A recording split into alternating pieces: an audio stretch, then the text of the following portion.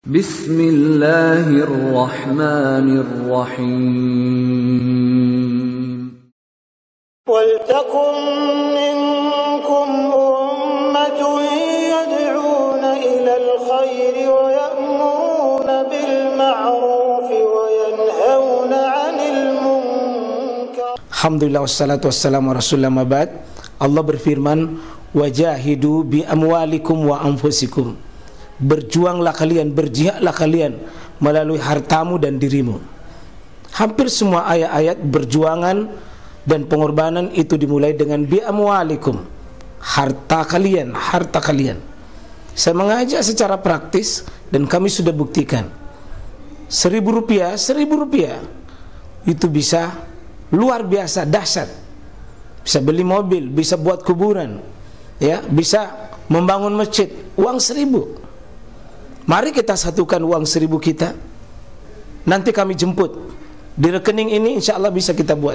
Di rekening ini insya Allah kita buat sebuah kekuatan umat dengan 1.000 rupiah. 1.000 rupiah dahsyat. Assalamualaikum warahmatullahi wabarakatuh.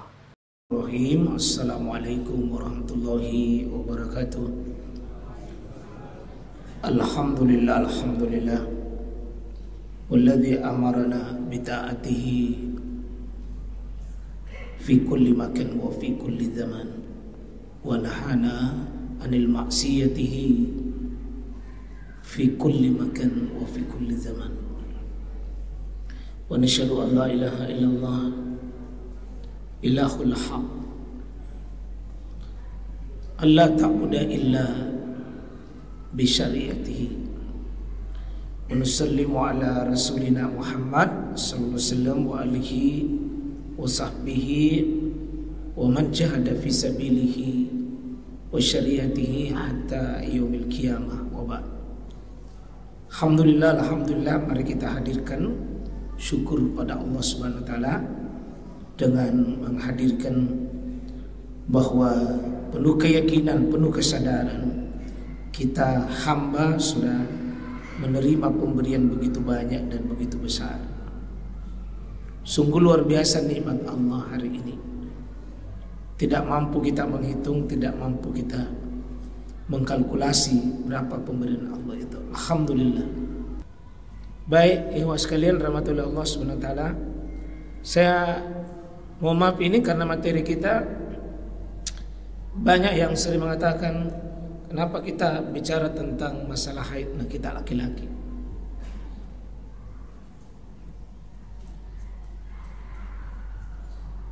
Di bab ini, babul haid, materi pembahasannya bukan untuk perempuan saja.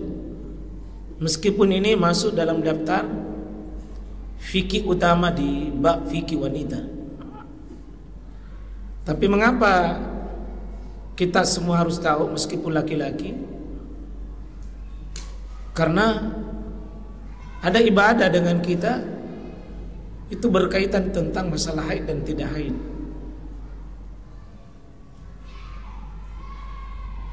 Seperti Al-Quran mengatakan, yas'alunaka fil mahid. Mereka bertanya tentang masalah haid itu. Ya, ada satu yang Allah perintahkan, fa'tazilun nisa, jauhi wanita itu fil mahid, ketika dia haid. Berarti ada ibadah laki-laki yang berkaitan tentang keadaan wanita, itu ketika dia haid disuruh ya, menjauhi, dalam artian bukan menjauhi seperti orang-orang Yahudi dahulu, menjauhi selama dia haid, tidak ada yang tidur berdekatan. Sementara Islam membolehkan seluruhnya. Kepada istri kita itu boleh. Yang dilarang cuma berjima, yang lainnya halal. Yang dilarang cuma satu, berjima di tempat itu. Berarti butuh kita ketahui bersama masalah haid ini. Karena tentu wanita kita di situ juga diperintahkan oleh Al-Quran Fa'tuhunna, datangi mereka perempuan itu, min haitsu amarakum, ketika mereka sudah bersuci, datangi. Berarti memulai mengakhiri ada kaitannya dengan apabila yatuhurna, apabila mereka sudah bersuci. Tentang masalah sholatnya, puasanya, mandinya dan seterusnya, ini tidak bisa lepas dengan tentang kita laki-laki. Dan ini tentu kita semua tidak ada yang hidup berpisah dengan wanita. Istri kita, ibu kita, saudara kita, dan kaum muslimah pada umumnya adalah bagian dari hidup kita. Karena itu wajar ketika Imam Al-Bukhari saja misalnya, beliau mengumpulkan 28 hadis tentang masalah haid.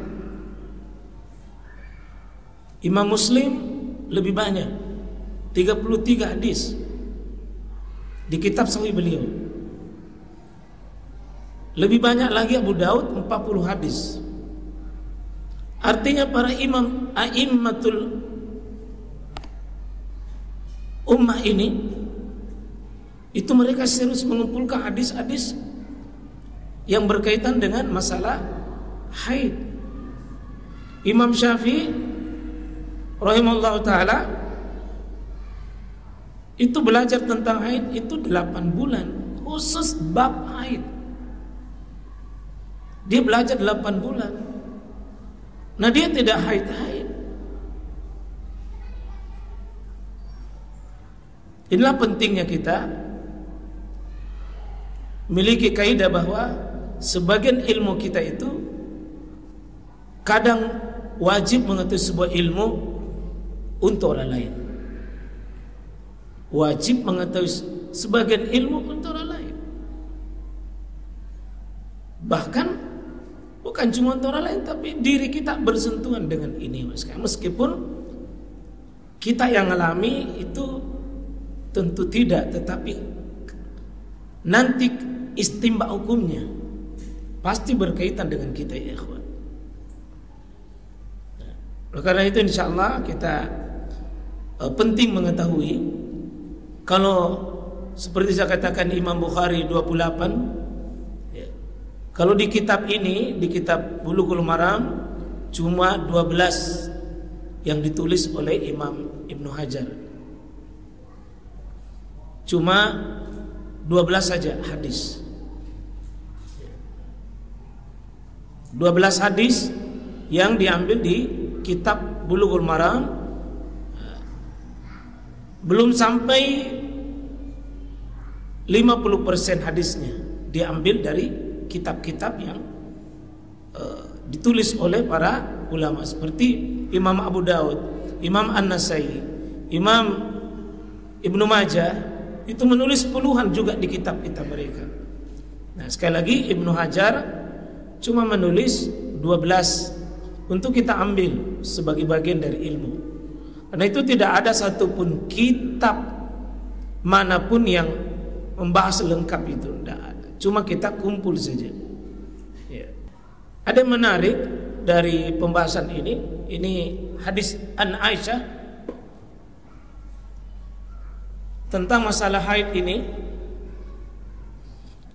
Dari kurang lebih 40 hadis tentang masalah haid itu berputar dari istri-istri Nabi tentang itu masalah. Aisyah paling banyak meriwayatkan ini. Ini gurunya laki-laki di masa sahabat. Ini sahabiah sekaligus istri Nabi. Guru fikihnya para laki-laki. Jadi Aisyah itu ahli fikih. Banyak perempuan bertanya kepada Aisyah seperti yang dibahas dalam hadis ini. Seperti kasusnya An Aisyah radhiyallahu anha qalat, inna Fatimah binta Abi Hubais Jadi ini Fatimah bukan Fatimah binti Rasulullah, tapi Fatimah binti Abi Khubais. Banyak Fatimah. Itu Fatimah sudah nama akrab.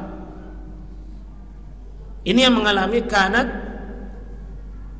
tustah, ya, tustahad, istihadah. Di pelaku lama ini istihadah dia.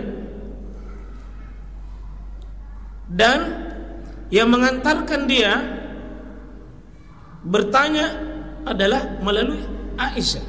Jadi Aisyah itu wanita kita muliakan, banyaknya sumber ilmu kita dapatkan itu melalui lisannya Aisyah radhiyallahu anha. Wanita muda yang baru 18 tahun, baru tamat SMA kira-kira, itu sudah berpisah dengan Rasulullah SAW, meninggal Rasulullah SAW. Ini wanita guru fikih, Pak. Sahabat-sahabat Nabi guru belajar kepada Aisyah radhiyallahu anha, terutama di masalah haid. Ya, masalah haid. Nanti berputar misalnya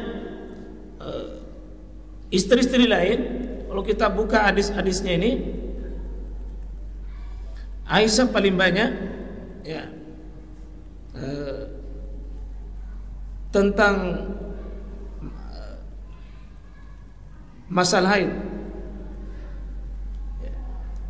3 nanti berputar situ, haid, nifas, dan masalah istihadah.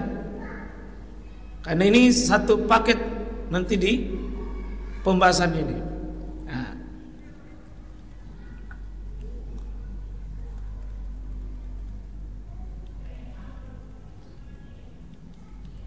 Jadi Aisyah, Zainab binti Jahsy, ini juga satu wanita. Kemudian Ummu Atiyah, kemudian wanita yang paling banyak meriwayatkan, paling banyak berjasa, dan ini guru-guru fikih kita, fikih wanita, yang kalau mau bertanya tentang masalah haid, nifas, dan masalah istihadah, itu beliau yang paling banyak mendapatkan ilmu dari Nabi sallallahu alaihi wasallam. Kita lihat apa yang dikatakan oleh Aisyah. Jadi an Aisyah radhiyallahu anha qalat, Aisyah yang ceritakan ini bahwa ini inna Fatimah, sesungguhnya Fatimah binta Abi Khubais, ini wanita yang hijrah ke Habasyah. Di sana dia mengalami juga istihadah sampai meninggal nanti suaminya. 3 kali bersuami ini dapat Ja'far itu ya Ja'far bin Abu Talib. Kemudian menikah lagi dengan Ali, ya, menikah dengan Abu Bakar. Ini Fatimah cukup berjasa. Beliau pelaku langsung. Dia kanat tahad, dia istihadah. Faqala Rasulullah sallallahu alaihi wasallam, ya, maka Nabi sampaikan itu melalui Aisyah, karena dia tidak bertanya langsung kepada Nabi ini, dia melalui istrinya beliau bertanya. Jadi pentingnya itu Bapak, ilmu ini bersambung. Ya, mungkin ada yang sedang bertanya kepada saya, wanita, bisa melalui istri saya. Jadi seharusnya istri-istri kita juga itu Pak faqih dalam hal terutama menyangkut masalah bidangnya. Ya, kalau tidak salah di rumah saya ini ada kajian wanita, itu pembahasannya tentang fikih wanita, ya. Dan istri saya membawakan tentang masalah itu. Di sini Aisyah bertanya sama Nabi tentang masalahnya Fatimah, lalu penyampaian Nabi itu disampaikan. Apa kata Nabi tentang masalahnya Fatimah itu? Innad damal haid. Sungguh darah haid itu damu aswad.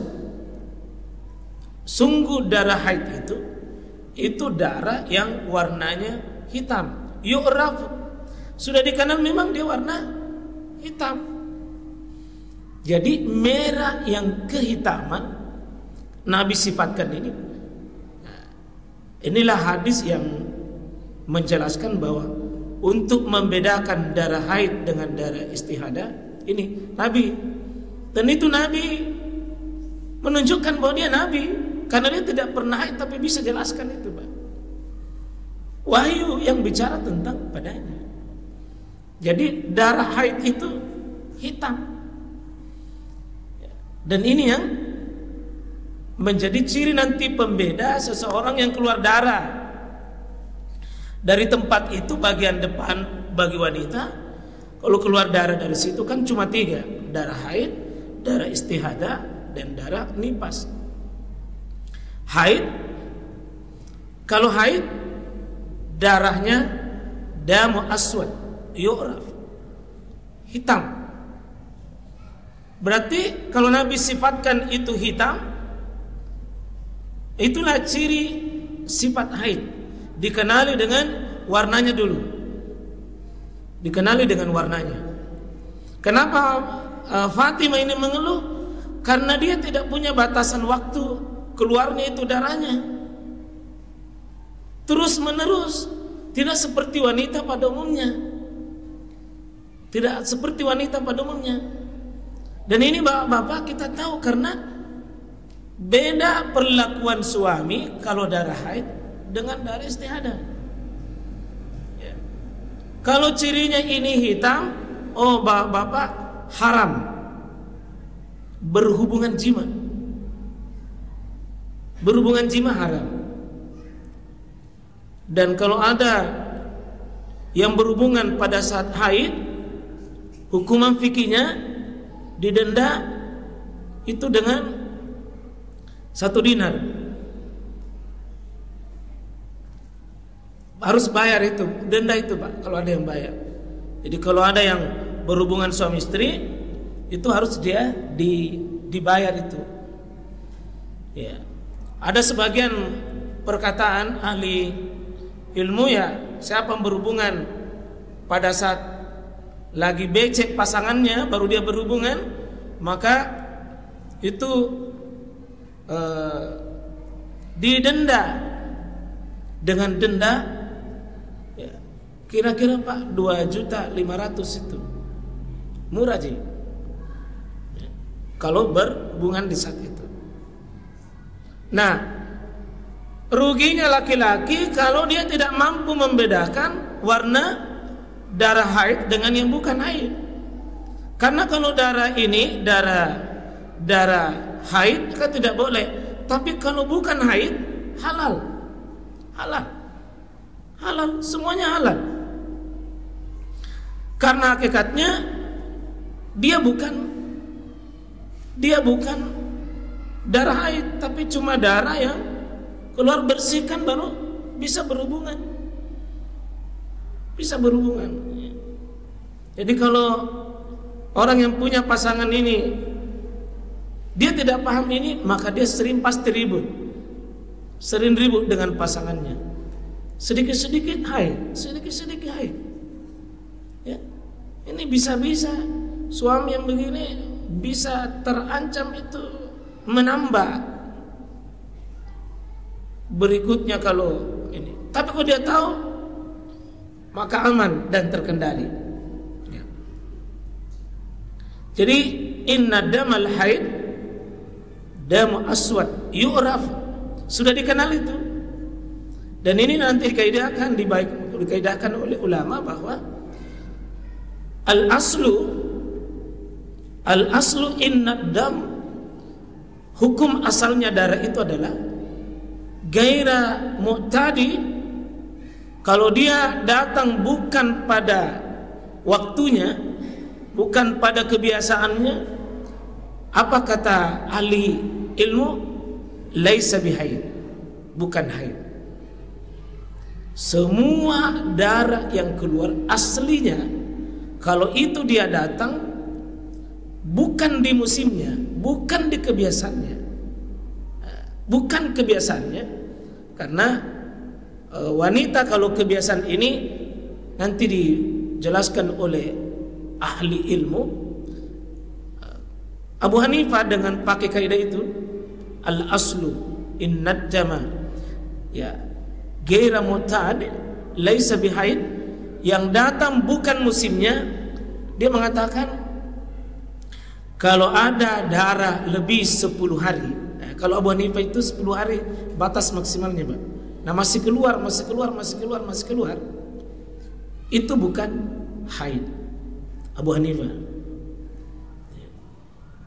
Kalau Imam Syafi'i dengan Imam Ahmad bin Hanbal sepakat, ya, sepakat 15 hari maksimal dengan minimal 24 jam. Jadi kalau ada darah yang datang, ya, darah yang datang keluar bagi wanita, dia keluar sudah lewat 15 hari, maka Imam Syafi'i dengan Imam Ahmad bin Hanbal itu sepakat.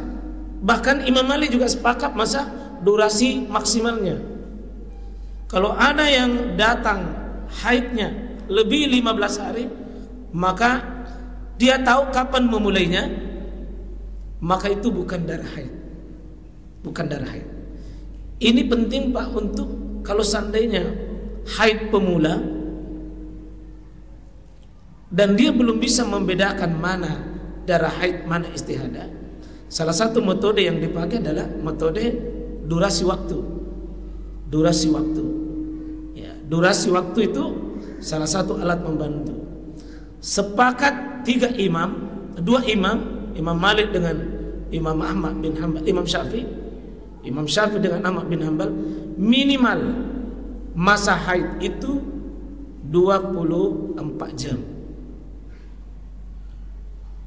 Kalau tidak sampai 24 jam, itu bukan haid.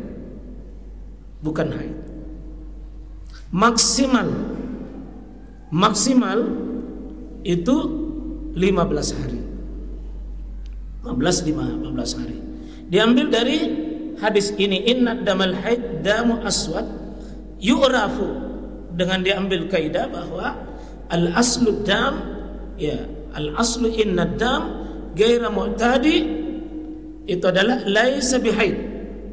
Nah, cuma kalau Imam Malik itu agak sedikit, dia memberikan batasan terakhir tapi tidak memberikan batasan minimal. Kalau Imam Malik tidak ada batasan minimalnya. Di sini ada penjelasan yang dikatakan oleh Nabi melalui Aisyah, fa iza kana zalik, kalau darahmu itu yang keluar itu seperti tadi hitam, apa kata Nabi SAW? Fa'amsiki, wahai Fatimah,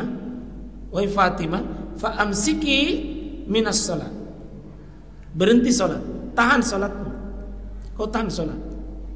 Maka salat dalam keadaan haid, Pak, dosa. Sebaliknya, fa'iza kanal akhir, kalau ada yang keluar selain itu, yang keluar selain darah haid itu, ya, apa yang terjadi? Kata Nabi SAW, fatawaddi, maka dia hendaknya berudu, wasalli, dan tetap dia salat. Bayangkan kalau dia tidak bisa membedakan mana haid, mana istihadah, ya, mana istihadah, maka seharusnya sholat sudah mulai, dia tinggalkan. Seharusnya sholat ditinggalkan, dia sholat, karena tidak mampu membedakan. Inilah pentingnya, Pak, al-ilmu qabla al-amal. Hendaknya seseorang menghiasi dirinya dengan ilmu. Bayangkan, Pak, gara-gara ilmu bisa terjebak dengan pekerjaan haram. Masalah haid. Dia masalah haid. Karena Nabi SAW mengatakan, kalau darah haid fa amsiki minas salat. Tahan salat. Tapi kalau tidak berwudu, tetap berwudu. Dan ini yang dipakai oleh jumhur ulama, dia berwudu kalau dia istihadah. Ya. Dia berwudu, bukan mandi, tapi dia beristihadah. Wasalli, dan dia tetap sholat. Sholat baru dia seperti hukum lain saja.